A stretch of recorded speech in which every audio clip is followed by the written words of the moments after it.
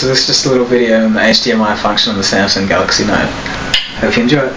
So you got yourself a new phone, the Samsung Galaxy Note, and you're thinking to yourself, well, it does everything I want it to do and it does it pretty well. Well, what if everything wasn't enough? What if you wanted it to be a game console or your own personal entertainment system? Well, got you covered. I'll show you in the following. All you need is an HDMI cable, micro USB to HDMI cable, and when you're done you should have something like this, straight to the TV, just like that.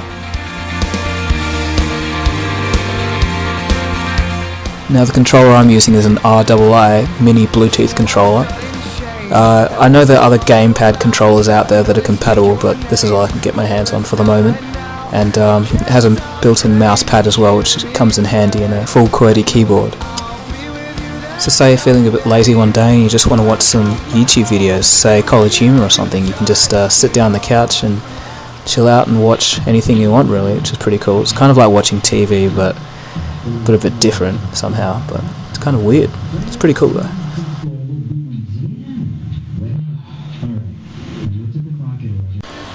So say you've just had some friends come over or something, and you're all sitting around and you just want to show them some photos quickly or something before you get to some serious gaming, and you can just hook it up and show them and move it around like you normally would with your finger, but with a mouse, which is kind of interesting and pretty cool, but just yet another feature that you can do. But then when you do get onto some serious gaming, you can play the normal Android games using the keypad. So this is a game called Sleepy Jack, I'm pretty sure, and just like that you can use the keypad, so just left and right and fire, space, I'm pretty sure. So that's just how it's mapped out for this particular game, but it changes from game to game, which is pretty interesting, and I think it's just what the developers decide to put in is what you can do, really. So yeah, this game you just kind of fly through space and it's all a dream, something like that. So yeah, this is another game called Muffin Night. Don't ask me why the screen just turned around, it sometimes does that for this game.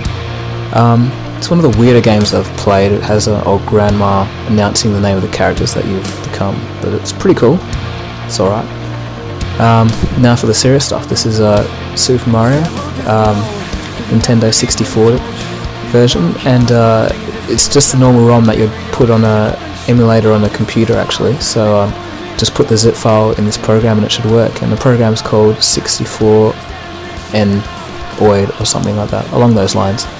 And yeah, it's pretty much like the old days, how you just sit down and play Mario, but it's now on your phone, which is kind of weird.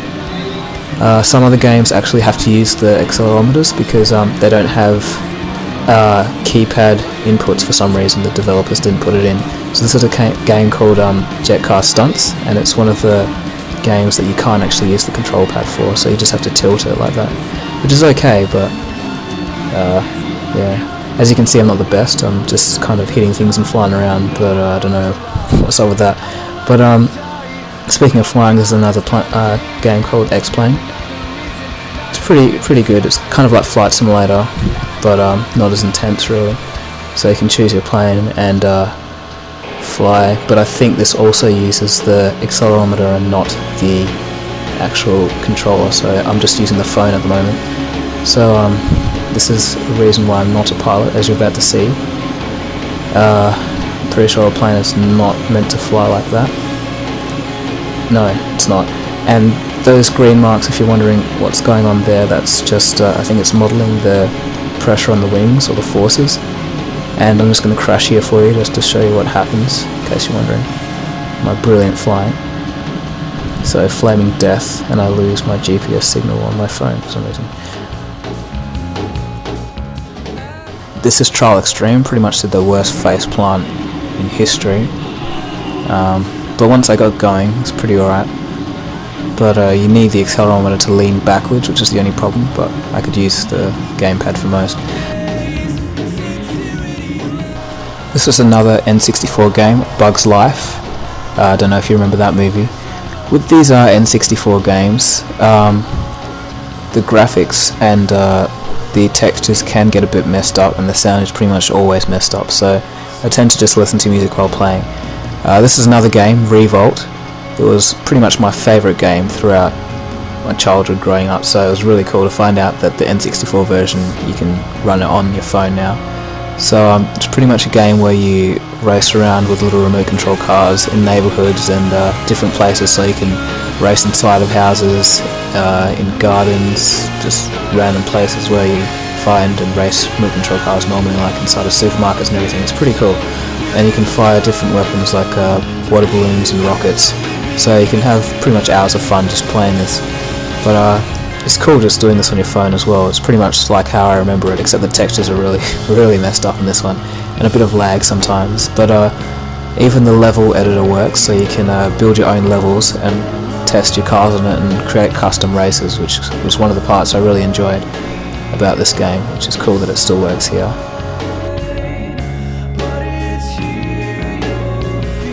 So this is the good old Legend of Zelda and all the N64 version anyway.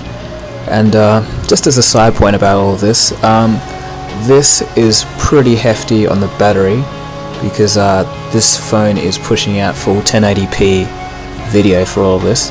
But strangely enough, you have to have a charger to even run this. There's a side output for this, the HDMI cable, and you have to have a charger. And even then the battery stays pretty much the same, doesn't charge, or even goes down a little bit, so it's just how much. You can see the drain. This is another game called Jimmy Patea or something like that, I can't remember, sorry, and I just died. This is another game called Wind Up Night.